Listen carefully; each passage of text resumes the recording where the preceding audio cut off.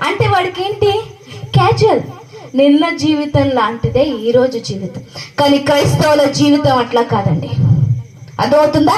సమయం ముందుకు వెళుతున్న కొలది నువ్వు దేవుడికి దగ్గరగా సమీపముగా ఒక ప్రేమలో ఒక అడుగు ముందుకేసినప్పుడు, సహవాసంలో ఒక అడుగు ముందుకేసినప్పుడు, దేవునితో ఉన్న బంధంలో ఒక అడుగు ముందుకేసినప్పుడు నీ జీవితాన్ని దేవుడు బలంగా మార్చబోతున్నాడు. ఈ 2024 సంవత్సరంలో దేవుడు నీ జీవితాన్ని బలముగా మార్చబోతున్నాడు. ఇనుము